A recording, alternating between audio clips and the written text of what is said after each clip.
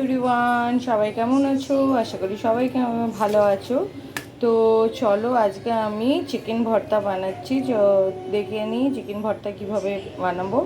আমি এখানে প্যান বসিয়ে দিয়েছি আর চিকেনগুলো ধুয়ে নিয়েছি। চিকেনগুলোর পিস দেখো একদম ছোট ছোট। তো এটা আগরতলার খুব ফেমাস একটা খাবার, যেটা আমি আগরতলায় প্রোগ্রাম করতে গিয়ে ওদের ওখানে খেয়েছি। দারুণ খেতে হয়।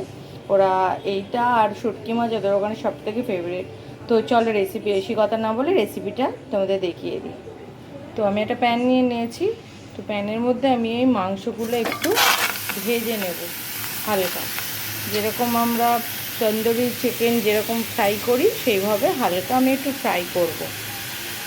তো দেখো আমি এখানে রসুন একটু থেতো করে নিয়েছি, আর কিছু পেঁয়াজ আর একটু আদা, মোটামুটি এটা আমি একটু ভালো করে ফ্রাই করে নিয়েছি। আর এখানে আমি লঙ্কা পুড়িয়ে নিয়েছি, আর এই যে চিকেনটা পোড়াচ্ছিলাম। তো চলো এর পরে প্রসেসিং দেখাবো তোমাদের।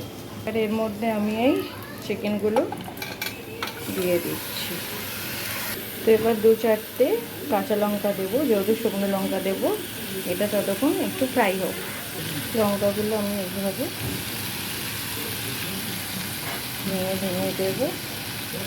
সব লঙ্কাগুলো আমি এইভাবে ভেঙে দেবো। এবার কাঁচা পেঁয়াজ দিয়ে দিচ্ছি ওপর দিয়ে। এবার নুন দেবো। এবার দিচ্ছি অল্প করে জিরে গুঁড়ো, অল্প করে গোলমরিচের গুঁড়ো। এবার দেবো ধনে পাতা আর এই গোটা লেবুটা আর এটার ছালটা ঘষে দেব। তো আমার এটা রেডি।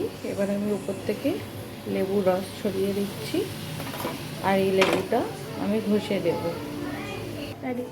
তো এবার আমি দেখো এইভাবে গন্ধরাজ লেবুর ছালটা এর মধ্যে ঘষে দেব।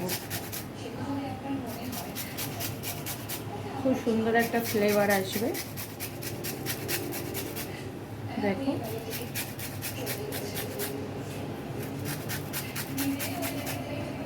ব্যাস, আর দেবো না। তো এবার আমি এটা মিক্স করে নেব। এবার আমি এর মধ্যে দেবো কাঁচা পেঁয়াজ। আমি পেঁয়াজটা এর মধ্যে দিয়ে দিচ্ছি। যেহেতু পেঁয়াজটা কাঁচাটা দিতে হবে, এটা যেহেতু ভর্তা, তো পেঁয়াজটা কাঁচা না দিলে ভর্তার সেই ফ্লেভারটা আমরা পাবো না। এভাবে মিক্স করে নিচ্ছি। আমি এটা 5 মিনিটের জন্য ঢেকে রেখে দেবো। কেউ চাইলে সঙ্গে সঙ্গেও খেতে পারে, কিন্তু আমি এটা 5 মিনিটের জন্য ঢেকে রাখছি। তারপর আমি সার্ভ করব। দেখো আমার লেমন চিকেন একদম রেডি।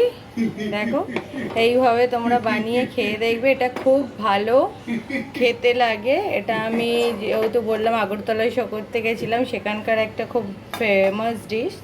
তো এইভাবে তোমরা বানিয়ে খেয়ে আমাকে কমেন্ট লাইক করে বলো কেমন হয়েছে চিকেন ভর্তা। টাটা, আবার নতুন একটা রেসিপি নিয়ে আসবো।